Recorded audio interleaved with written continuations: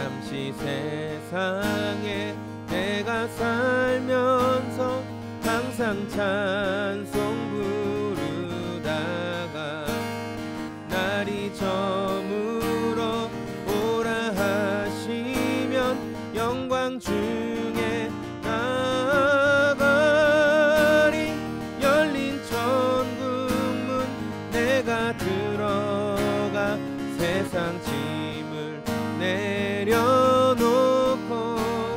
빛난 면류관 받아 쓰고서 주와 함께 길이 살리. 눈물 골짜기 더듬으면서 나의 갈 길 다간 후에 주의 품 안에 내가 안기어 영원토록 살리로다.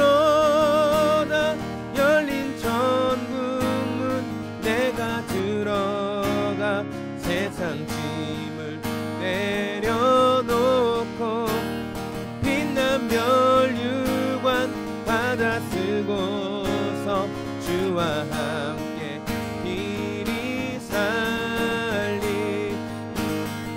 열린 천국문 내가 들어가 세상 짐을 내려놓고 빛난 면류관 받아 쓰고서 주와 함께 길이 살리.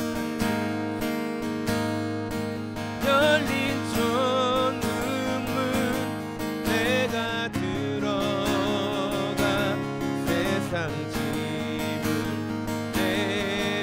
내려놓고 빛난 면류관 받아 쓰고서 주와 함께 길이 살리. 열린 천국문 내가 들어가 세상 짐을 내려놓고 빛난 면류관 받아 쓰고서 주와 함께 길이 살리. 함께 하나님 말씀 나누겠습니다. 하나님 말씀은 마태복음 16장 27절에서 38절까지의 말씀입니다. 인자가 아버지의 영광으로 그 천사들과 함께 오리니 그때 각 사람이 행한 대로 갚으리라. 진실로 너희에게 이르노니 여기 서 있는 사람 중에 죽기 전에 인자가 그 왕권을 가지고 오는 것을 볼 자들도 있느니라. 아멘. 여러분, 의식주란 말 아시죠? 이 의식주라는 말은 사람이 살아가면서 기본적으로, 정말 아주 기본적으로 필요한 세 가지를 이야기하는 거예요. 입고 먹고 또 쉴 수 있는 공간, 그런 집, 이 의식주라고 하는데, 저에게 있어서 우리 목사님은 의식주 중에 뭐가 제일 중요합니까? 그럼 저는 단연코 집입니다. 왜요? 저 먹는 거 아닙니다. 저희 아내가 굉장히 의아하다는 듯이 왜 설교 시간에 거짓말을 하냐 이렇게 생각하는데, 아니에요, 저 안 먹을 수 있어요. 결혼해서 이 가정을 이룬 사람들에게 이제 소망이 뭡니까? 뭐 어떤 소원을 가지고 있습니까? 물어보면 항상 순위권에 있는 그 대답이 있는데, 뭐냐면 바로 내 집 마련하는 거예요. 내 집 마련. 근데 요즘 집값이 너무 가파르게 상승하다 보니까 사회적으로도 많은 논란이 되고 있습니다. 제가 최근에 경제신문 같은 데서 듣는 그런 가장 우스갯소리가 있는데, 뭐냐면 서울의 집값은 오늘이 가장 싸다. 오늘이 제일 저렴한 날이라는 거예요. 왜냐하면 너무 천정부지로 뛰고 있으니까. 워낙 비싼 곳으로 알려져 있던 이런 뭐 강남 같은 지역이 워낙 우리가 비싸다고 알고 있었지만, 이제는 소외되어 있었다는 그 외곽 지역까지도 너무나 많이 집값이 오르고 있어요. 그래서 사람들은 점점 외곽으로 이제 밀려나고 있는 상태죠. 그리고 제가 지금 살고 있는 충북, 이 충북도 미분양 사태가 속출했어요. 신축 아파트에 오히려 마이너스, 그 우리가 흔히 뭐 마이너스 P라고 하는데 막 500만 원씩 마이너스가 돼서 사람들이 들어가곤 했거든요. 그런데 지금은 이 충북 아파트조차 막 많게는 1억 2억씩 가격이 다 올랐어요. 너무 많이 올라버린 이 집값 때문에 사람들이 기대하는 게 있는데 뭐냐면 주택 청약입니다. 예, 어떻게 해서든 조금이라도 저렴한 가격으로 내 집을 마련하기 위해서 정말 엄청난 경쟁, 눈치 싸움, 비방, 그 아파트 안 좋아요, 쓰지 마세요, 뭐 엄청난 이런 정말 권모술수가 등장하고 있습니다. 이 땅을 살아가면서 내 집 하나 마련해 두고 싶은 것, 이것은 많은 사람들의 소원입니다. 오늘 우리가 함께 읽은 말씀은 예수님께서 순환을 당하시고 죽으시고 부활의 영광을 누리신 그 이후의 모습에 대해서 말씀을 하시는 거예요. 예수님은 순환을 당하시겠지만 부활하신 후에는 영광 가운데, 아버지의 영광 가운데 천사들과 함께 오실 것이다 라고 말씀하셨어요. 예수님이 아버지 하나님의 영광을 오르신다는 것은 예수님이 하나님이시라는 뜻이에요. 왕으로 오실 예수님은 이 천사들의 호위를 받으면서 오실 거예요. 예수님이 영광 가운데 오셔서 각 사람이 어떻게 행했느냐, 이것을 가지고 그 행위대로 갚으신다라고 말씀하셨습니다. 성경을 보면 이런 말씀이 있어요. 고린도후서 5장 10절 말씀인데요. 우리가 다 반드시 그리스도의 심판대 앞에 나타나게 되어 각각 선악간에 그 몸으로 행한 것을 따라 받으려 함이라, 이렇게 말하고 있어요. 우리가 이 땅을 사는 동안에 했던 선택들, 결정들, 행동들이 심판의 때에 굉장히 큰 영향을 미친다라는 거예요. 저는 오늘 이 말씀을 통해서 성도가 바라보아야 할 시선에 대해서 함께 나누려고요. 특별히 어떤 시대, 우리 제목에 있는 것처럼 영혼까지 끌어서 빚을 내서 투자하라고 말하는 이 시대 가운데 성도가 바라봐야 할 삶의 태도, 시선은 무엇인지를 나누려고 해요. 예수님께서 이 땅을 살아가는 사람들이 두 가지 시선을 가지고 있다라고 말씀하셨는데, 그 중에 첫 번째 시선은 뭐냐면 이 땅에서의 시간만을 생각하는 시선이에요. 이 땅이 전부인 것처럼 생각하는 시선을 말씀하고 있어요. 27절을 다시 한번 읽어보겠습니다. 인자가 아버지의 영광으로 그 천사들과 함께 오리니 그때 각 사람이 행한 대로 갚으리라. 아멘. 우리가 어떤 그 분야에서 뛰어난 업적을 이루고 잘하는 사람들을 고수라고 얘기해요. 고수. 제 앞가림도 못하는 상황에서 연구하고 훈련하고 연습하고 하다 보면 이제는 상대방이 어떻게 움직일 것이다, 이 일이 어떻게 풀릴 것이다 라는 것을 알게 되는, 예측하는 눈을 가지게 되죠. 특별히 치열한 그 수싸움이 일어나는 게 뭐냐면 저는 바둑이라고 생각을 했어요. 바둑을 살펴보니까 바둑은 이 초단부터 9단까지 이 프로 바둑에는 그 등급이 있더라고요. 그래서 바둑의 등급을 찾아보니까 그 각 등급마다 명칭과 뜻이 있어요.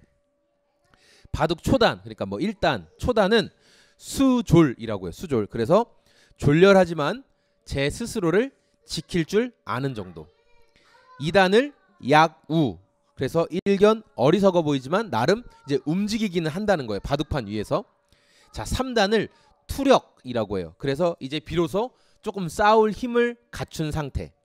4단은 소교, 그래서 바둑판 위에서 간단한 기교를 이제 부릴 줄 아는 경지가 된다는 거예요. 5단은 용지라고 해서 전투 기교를 떠나서 이제 바둑판 위에서 지혜를 보이는 정도가 된다는 거예요. 6단은 통유라고 해서 바둑 위에 어떤 그윽한 경지에 이른 상태가 된 거예요. 바둑을 이제 그윽한 경지로 지켜보는 거죠. 7단을 구체라고 해서 이제 모든 조건을 두루 갖추어서 어느 정도 완성된 상태가 된 거예요. 자, 이제 8단이 되면 좌조라고 해서 앉아있는, 바둑을 이제 앉아서 두잖아요. 앉아있는 상태에서 삼라만상의 이치를 깨닫는, 변화를 깨닫는 경지가 바로 8단이에요. 자, 그럼 마지막 9단이죠. 여러분 9단은 뭘까요? 우리도 많이 쓰는 말이에요. 바로 입신.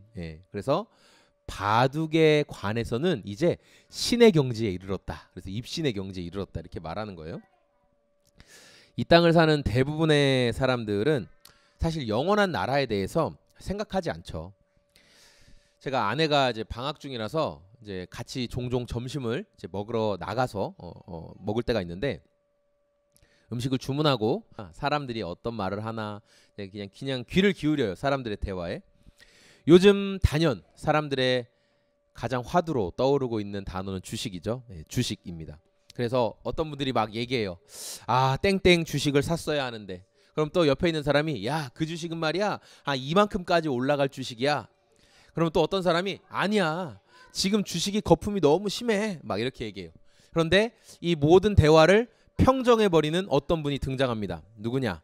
야, 내가 주식으로 7억을 잃어본 사람으로서, 이거 진짜 그분이 그렇게 말했어요. 내가 주식으로 7억을 잃어본 사람으로서 니네한테 내가 조언할게.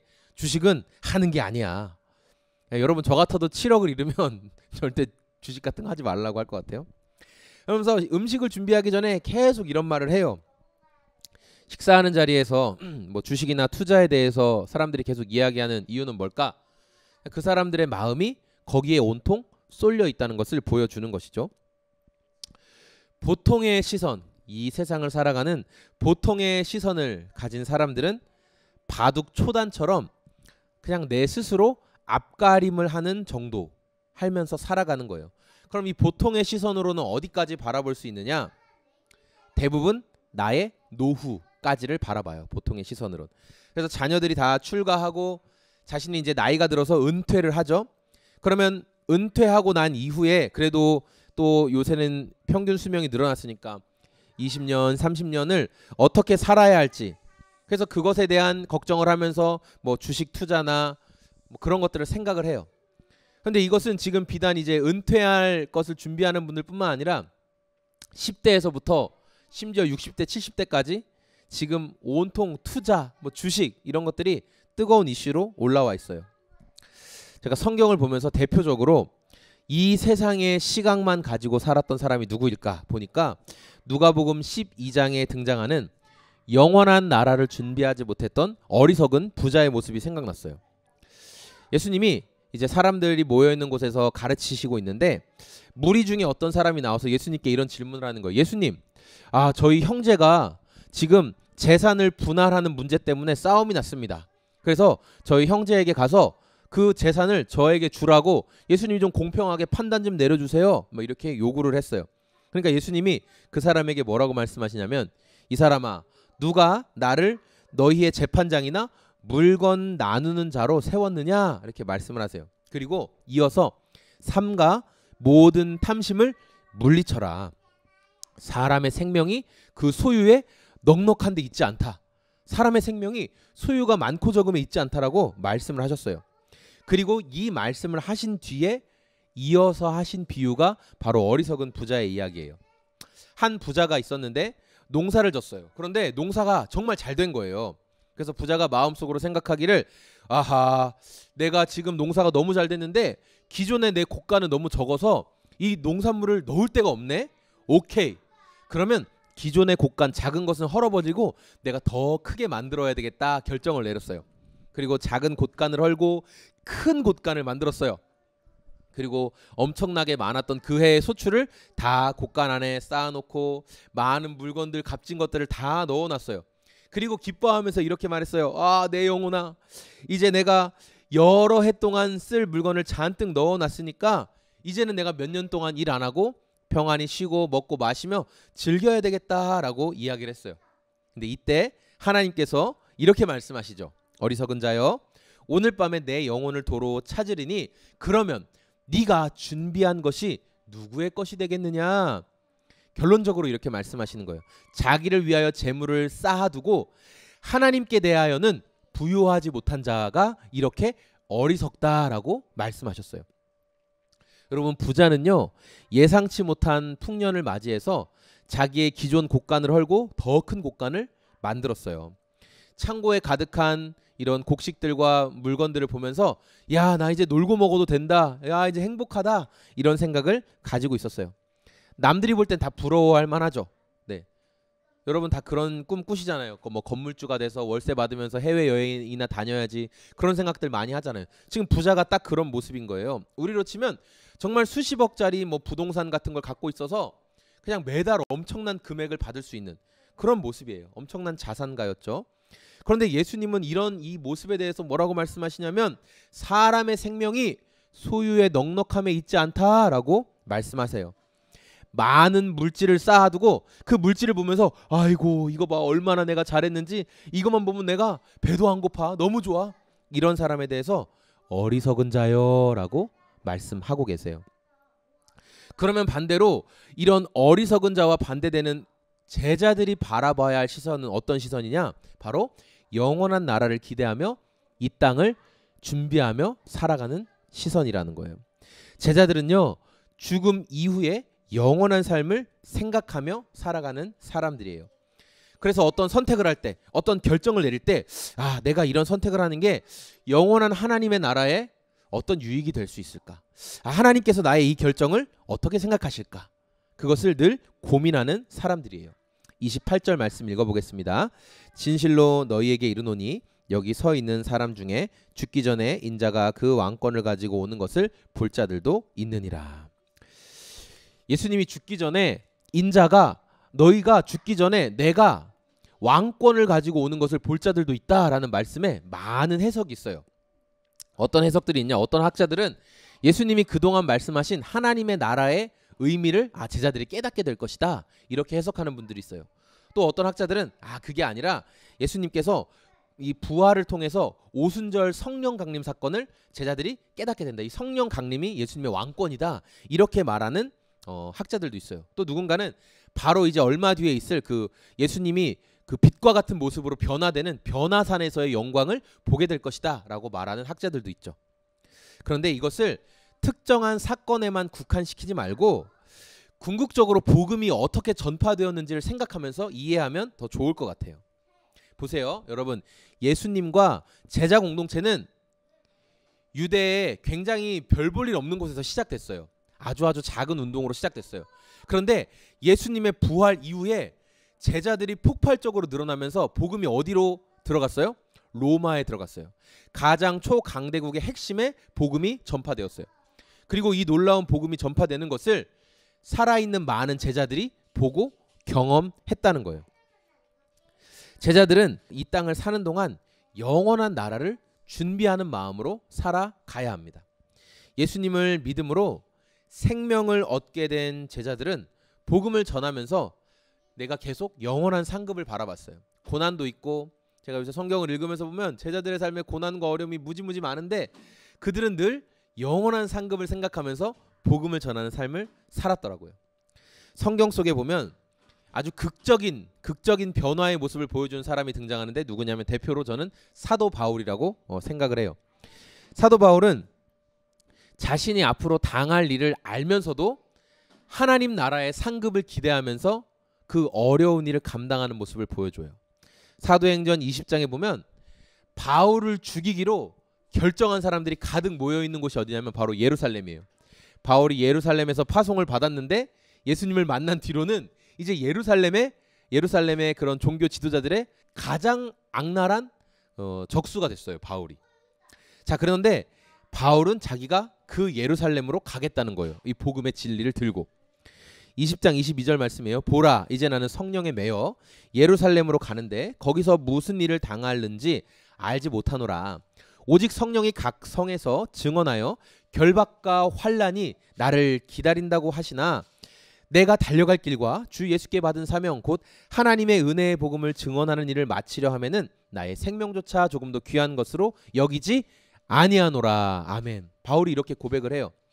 바울 곁에 있던 수많은 제자들, 또 바울을 사랑하는 사람들이 엄청나게 말리는데 바울은 정말 여러 번 내가 예루살렘까지 가야 된다, 어찌하여 형제들아 나를 근심하고 슬프게 하느냐 얘기하면서 끝까지 이 사명을 감당하겠다고 말을 해요.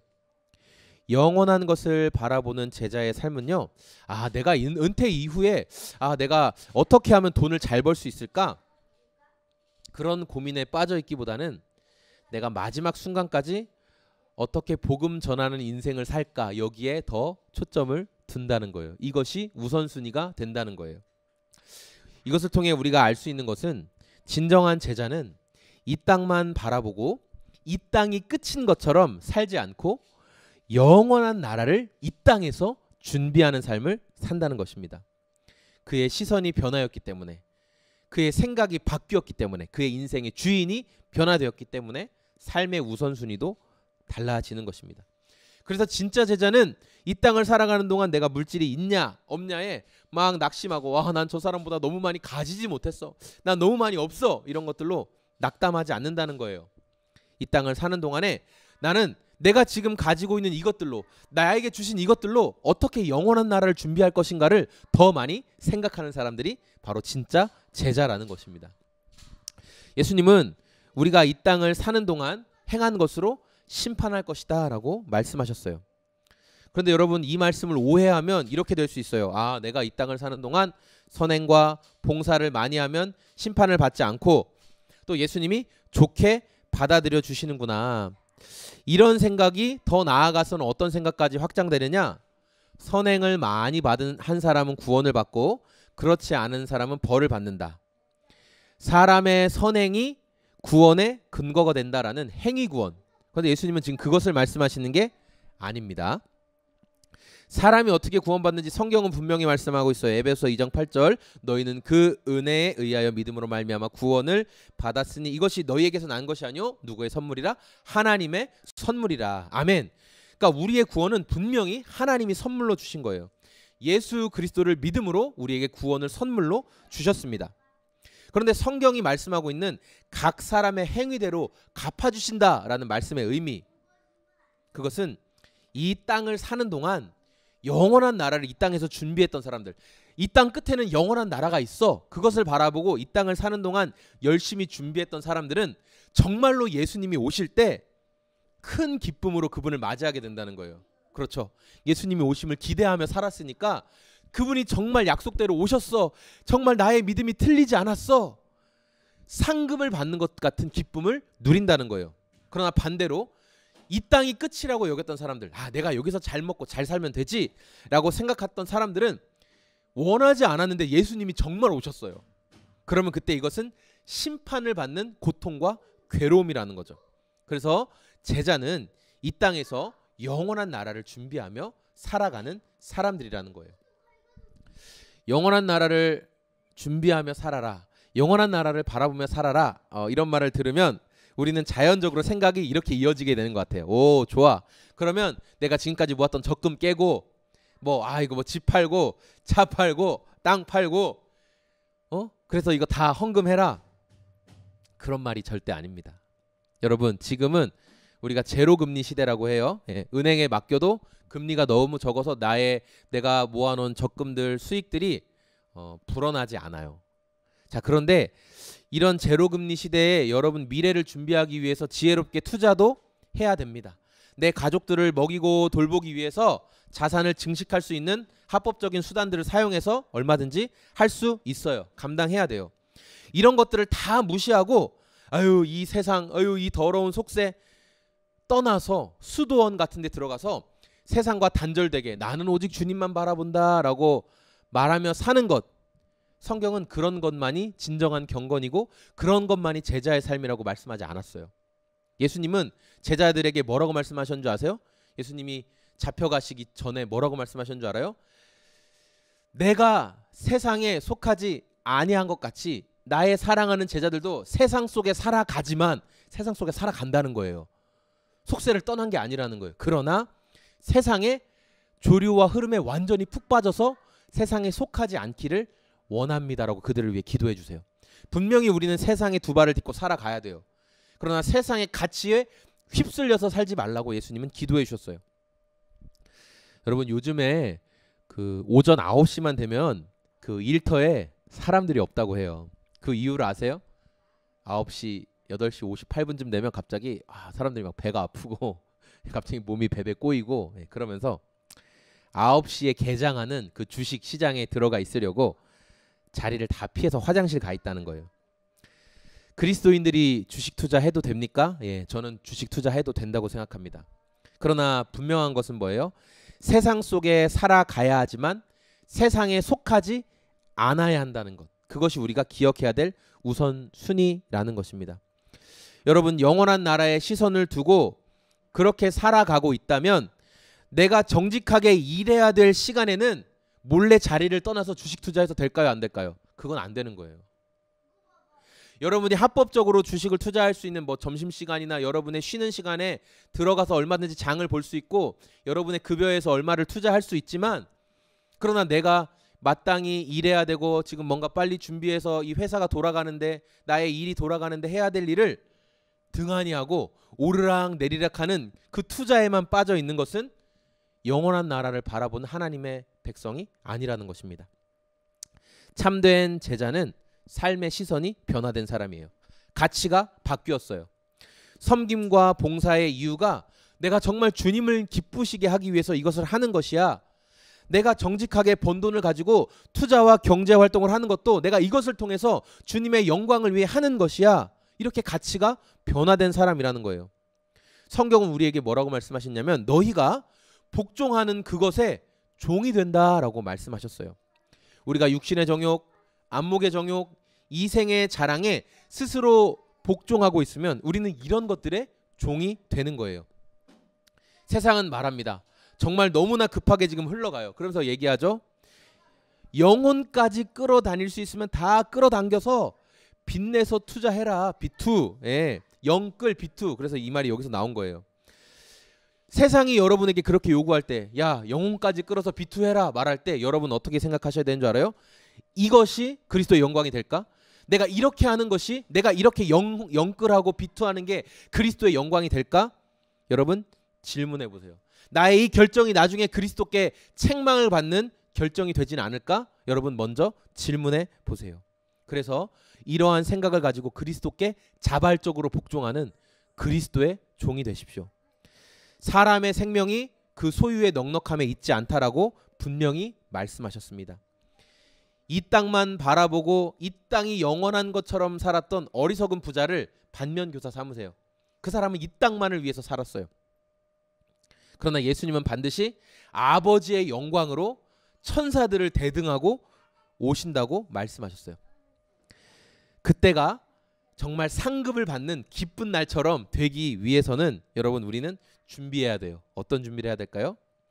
이 땅에서 주어진 이 시간을 영원한 나라를 준비하는 시간으로 삼아야 하는 거예요. 이 땅에서의 시간을 잘 사용해서 주님이 다시 오시는 날이 정말 기쁨과 상급을 받는 날로 여겨지는 저와 우리 소금제작소의 모든 성도님들이 되시기를 소망합니다. 우리 각자에게 주신 말씀 생각하면서 함께 기도하는 시간 갖도록 하겠습니다.